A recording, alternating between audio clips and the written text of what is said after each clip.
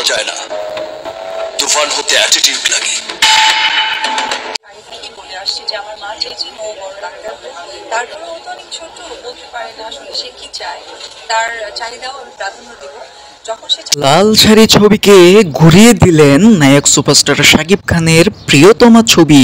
এবার নায়িকা অপু বিশ্বাস জানিয়ে দিয়েছে নায়ক সুপারস্টার শাকিব খানের তুফান ছবি সবচেয়ে বেশি লাভবান হয়েছে। ইতিমধ্যেই নায়িকা অপু বিশ্বাস আরও জানিয়ে দিয়েছে নায়ক সুপারস্টার শাকিব খান শুধু সুপারস্টারই নয়, বাংলাদেশের সবচেয়ে সেরা নায়ক। কারণ তুফান ছবিতে মিমির সাথে যেভাবে অভিনয় করে ফাটিয়ে দিয়েছেন, সেভাবে তো লাভবান হওয়ার কথাই।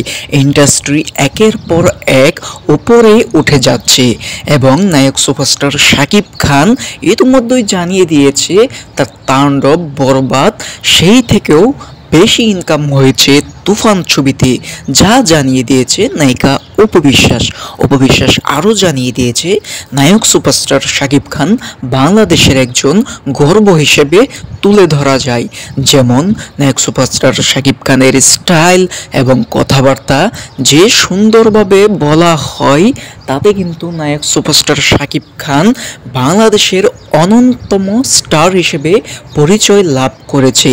এবং অপু বিশ্বাস আরও জানিয়ে দিয়েছে তাণ্ডব ছবিটি যদি ভালো করতে পারে তাহলে অবশ্যই তুফান, বরবাদ এবং দরদ ছবিকেও ছাড়িয়ে যাবে নায়ক সুপারস্টার শাকিব খানের তুফান ছবি।